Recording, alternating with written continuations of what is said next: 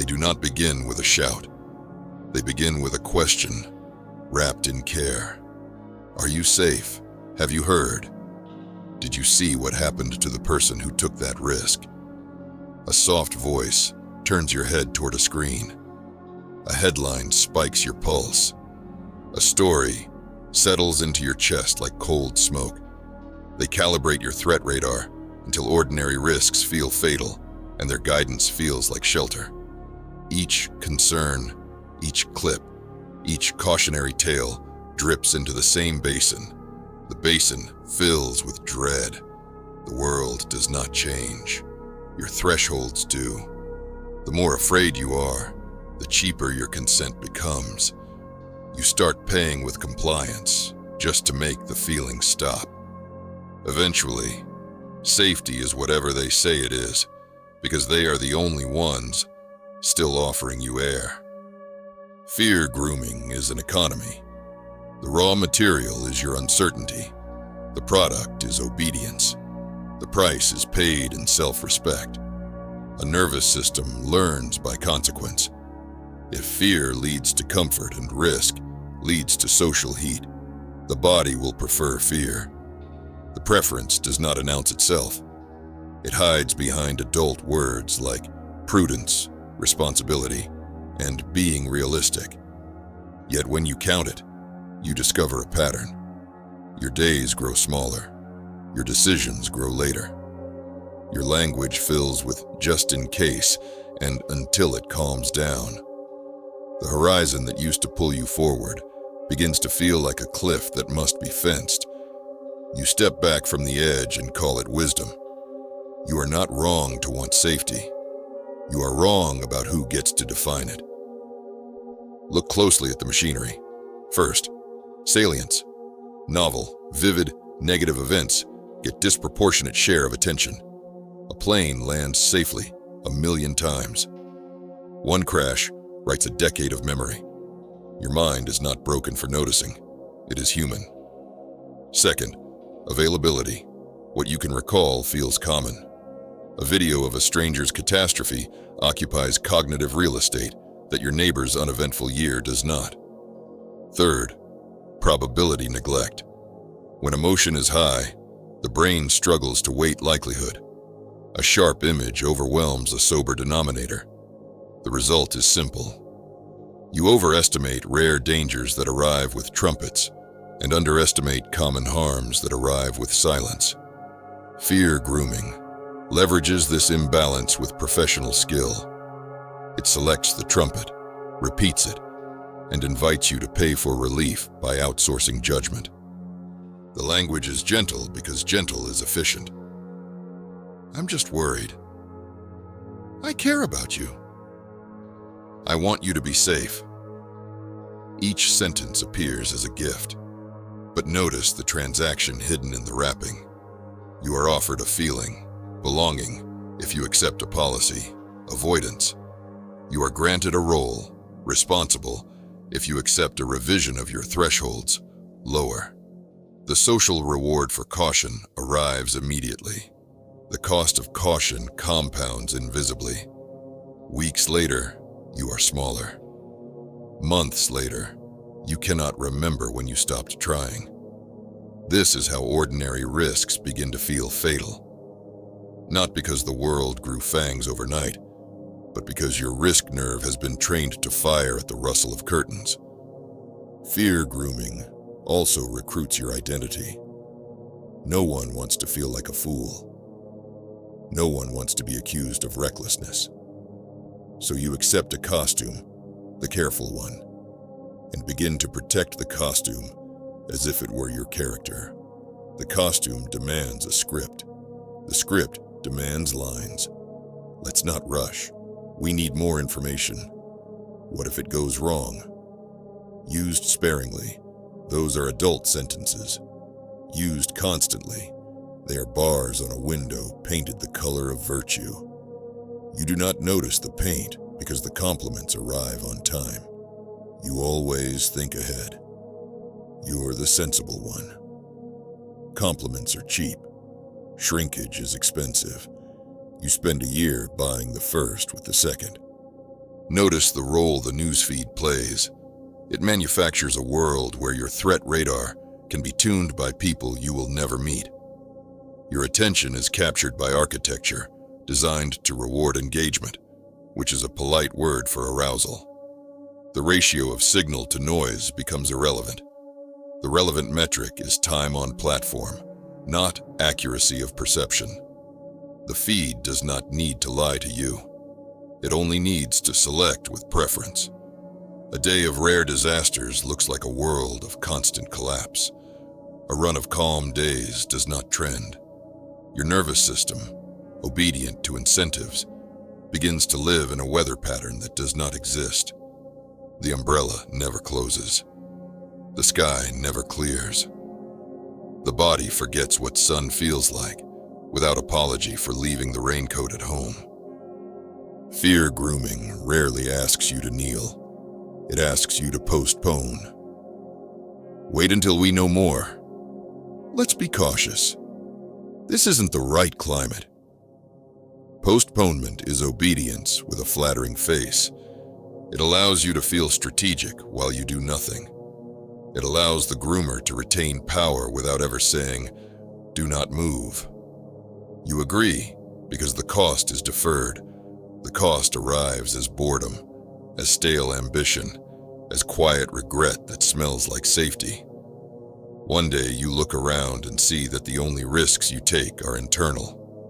You gamble your promise against your fear, and your fear wins at house odds. You are not helpless before this machine, but you are predictable, and predictability is what grooming feeds on. A wise man proportions his belief to the evidence, David Hume wrote. The sentence is not a museum piece, it is an instrument. Proportion requires a denominator. It requires numbers instead of adjectives, rates instead of rumors, baselines instead of feelings. Without proportion, you live by narrative gravity. Whatever is heavy, vivid, and near bends your path. With proportion, you force an accounting. How often does this happen per thousand? What is the base rate for my age, my region, my activity? What is the absolute risk, not the relative? What is the confidence interval on this claim? The questions are not academic. They are brakes to test if the car is real or a cardboard cutout rolling downhill. There is a sentence from Marcus Aurelius I want you to hear with your body, not just your eyes. Today I escaped anxiety, or no, I discarded it. The correction matters. Escape implies a jailer. Discard implies jurisdiction. In rooms filled with groomed fear, men talk like prisoners who dream of tunnels. They forget that a portion of the anxiety is optional, an editorial layer applied to facts. Marcus refused to hand his editorial to strangers. You have power over your mind, not outside events. Realize this, and you will find strength. The power is not a slogan. It is a practice. It is the act of separating sensation from story, risk from prophecy, policy from panic. It is the refusal to allow a headline to enter your body without a customs inspection. They will tell you that only a paranoid man survives. They will tell you that danger loves the confident. They will tell you that you cannot be too careful. They will sell you a zero-risk life and call it leadership. The invoice will arrive in units of meaning. The bill will be stamped security. Hume would shrug and ask to see the evidence that a life reduced to zero risk is still a life. Marcus would ask what you control and whether you can do it now. The groomer does not want either question asked. The groomer wants your attention pinned to images and your language pinned to maybe. Maybe is the cheapest leash ever made.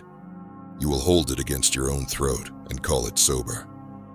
Consider the anatomy of an induced panic. First, frame. The story is told in terms that maximize stakes and minimize context. Second, selection. Examples are chosen for their color, not their representativeness. Third, escalation. The what if grows teeth. Each hypothetical is stacked on the last, until a chain of improbabilities feels inevitable. Fourth, prescription. A behavior is offered that reduces the feeling quickly. It is usually a form of compliance. The sale closes easily because relief is immediate. The cost is deferred. Relief becomes the proof the prescription was correct. This is how fear trains a man to buy what it sells. He experiences a symptom, swallows a pill, and feels a change. He calls the pill truth. He never asks what would have happened if he had sat with the feeling and counted to 100. There is nothing glamorous about resisting this. It is slow and plain. It begins by noticing your own physiology. Your pupils narrow. Your breath moves high into your chest. Your shoulders rise. Your hands cool. Your mind starts writing scripts for other men's mouths. None of those are facts about the world. They are facts about your body. Hume would tell you that the wise man waits to proportion belief until after the body has finished its first comment. Marcus would tell you to create distance, a view from above, and then return to the task in front of you with ordinary seriousness. Just that you do the right thing. The rest doesn't matter. The right thing is rarely to forward the fear. The right thing is rarely to invent new rules for everyone, because your gut is loud today. Fear grooming doesn't only come from media, institutions, and self-anointed guardians. It can come from the mouth of a friend who is most comfortable when the room is cautious, because cautious rooms do not expose his own avoidance. It can come from a leader who confuses control with care, and therefore treats agency as an accident to be prevented. It can come from a version of you that learned as a child that the world only spared him when he preemptively tied his own hands. It can even come from the philosopher in you who mistakes relentless skepticism for wisdom. Hume's sentence is not an excuse to doubt forever. It is an instruction to decide, once enough evidence has arrived. Marcus's stoicism is not a mask that excuses disengagement. It is a duty to engage with clarity. Groomed fear, wherever it originates, prefers that you never reach the sufficiency that forces a choice. Intermittent reinforcement makes fear sticky. Relief arrives unpredictably when you comply, so your nervous system keeps pulling the lever. The lever is avoid, delay, ask for more caution, accept another layer of protection. You become a lab animal that cannot stop pushing the button because sometimes the pellet drops. Meanwhile, the problem you needed to solve ages past solvable, and your story mutates to justify it. You weren't afraid. You were principled. You weren't stalled. You were being responsible. Groomed fear bankrolls itself with your dignity and pays you back with euphemisms. Language reveals the account. You say concern when you mean fear. You say safety when you mean control. You say community standards when you mean my preferences enforced. You say prudence when you mean permission to delay forever. The words are not crimes, they are clues. The more often you hear them, the more likely the room is running on groomed fear. Hume would ask what evidence those words are carrying. Marcus would ask what the words let you avoid. If the answers are very little and almost everything, you have your audit. Audit is not paranoia. It is housekeeping. Set evidence thresholds for fear the way you set a budget for money. Write them down. Name a number sufficient to change your behavior before the emotion arrives. If 3 independent sources report the same risk with the same base rate, I will adjust. If this many incidents occur per 100,000, I will change this habit. If this person misses these 3 deliveries, I will stop trusting their forecasts. The numbers can be crude at first. They will sharpen with use. The point is not to become a statistician. The point is to prevent your fear from being guided by whoever spoke last with the most color. Audit your sources quarterly. That sentence sounds bureaucratic until you see what it prevents. Institutions drift. Commentators harden into caricatures. Feeds become echo chambers with a grinning logo. People you trusted last year may now depend on scaring you to pay their rent. The audit is a promise to yourself that your posture toward the world will be governed by what is true now, not by the loyalty you feel toward the mouths that once calmed you. Hume would call that proportion. Marcus would call it the difference between living by principles and living by slogans you forgot to examine. Make big decisions only when calm and fed. This is not softness. It is engineering. The brain under threat exaggerates costs, truncates horizons, and begs for guarantees that do not exist. Food is glucose as thinking. Calm is parasympathetic tone, is capacity to weigh options. If the decision is large, insist on ordinary conditions before you render a verdict. Marcus's journals are boring precisely because he refused to let storms decide. If you are pained by any external thing, it is not this thing that disturbs you, but your judgment about it. Judgment improves when the stomach is not asking for help, and the breath has returned to the floor of your chest. You may object that this sounds like a request to be fearless. It is not. Fear is an instrument. It lets you feel edges you must respect. Groomed fear is an instrument in someone else's hands. It lets them play you. The question is not whether you will feel it. The question is who tunes it, and to what end. Hume gives you the dial, evidence. Marcus gives you the hand, jurisdiction. Both men lived in worlds full of claws and blades. Neither man recommended panic as a policy. Panic feels decisive. It is not. It is theater that substitutes motion for proportion. There is a part of you that enjoys being afraid, because being afraid feels serious. A serious man gets to call other men naive. A serious man gets to accuse the brave of being reckless from a safe chair. A serious man gets to hold a veto on life and call it wisdom. Groomed fear flatters that part.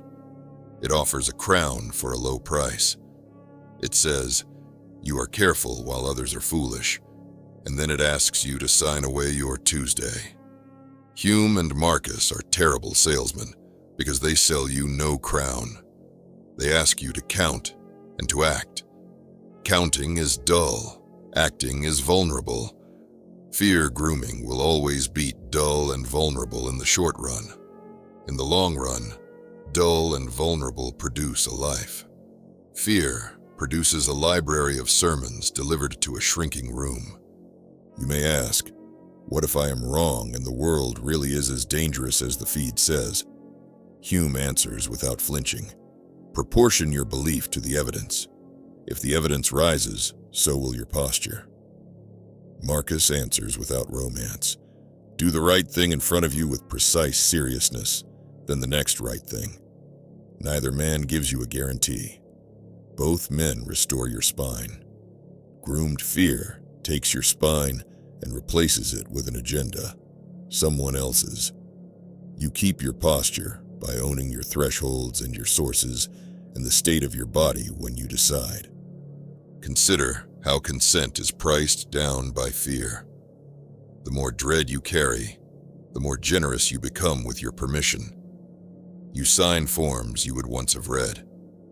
You accept surveillance you would once have debated. You remove your own options preemptively because the thought of choosing makes your hands shake. The groomer does not need to threaten you. He only needs to make you tired. Exhaustion discounts everything. You end up grateful for restraints that promise to reduce noise. Tie my hands, you say, so I can stop feeling. He ties them and calls it service. Later, he tightens the knots and calls it necessary. The antidote is neither defiance for its own sake, nor trust for its own sake. It is ownership. Ownership of attention. Ownership of thresholds. ownership of the terms under which fear is allowed to command your muscles. That ownership will cost you the petty prestige of being the man who always knows a catastrophe. It will cost you the applause of the room that trades dread like baseball cards. It will award you days of unremarkable work performed without surveillance by your own amygdala. You will feel less dramatic. You will become more useful. Marcus would have approved. He did not collect dramas. He collected duties. There is humiliation in discovering how much of your life was steered by a drip feed of dread you kept topping up yourself. That humiliation is clean. It can wash you. Hume will not hold your hand while you cry. He will hand you a ledger. Marcus will not deliver a speech. He will point at the broom in the corner. Sweep the room your fear lives in. Throw away the headlines you saved to justify living on your knees. Rewrite the policy you wrote for yourself while your stomach was empty and your eyes were wide. Eat a meal. Walk around the block. Refuse to decide while your body is ringing like metal. Then decide, and do not announce it to the chorus. The chorus is paid by volume, not by accuracy. They calibrate your threat radar until ordinary risks feel fatal and their guidance feels like shelter. You can calibrate it back, not to recklessness, to proportion. A wise man proportions his belief to the evidence. Write it where you can see it. Today I escaped anxiety, or no, I discarded it. Repeat it when the feed whispers and your breath shortens. Remember what fear is for. It was never meant to be a career. It was meant to be a signal, short-lived, specific, answered by movement. When it becomes a culture you live inside, someone else is renting your nervous system for profit. Raise the rent. There is a final indignity in groomed fear. It forgives you in advance for the life you did not live. It offers you a certificate that reads, "It was too dangerous," signed by the mouths that trained you to think so. Burn the certificate. Keep the scars you earned without theatrics. Keep the caution that comes from counting. Keep the posture of a man who can listen to warnings without handing over the steering wheel. Hume supplies the scales. Marcus supplies the hand. The rest is exactly as dull and exactly as noble as an ordinary day conducted by a man who refuses to let someone else tell his body when to flinch.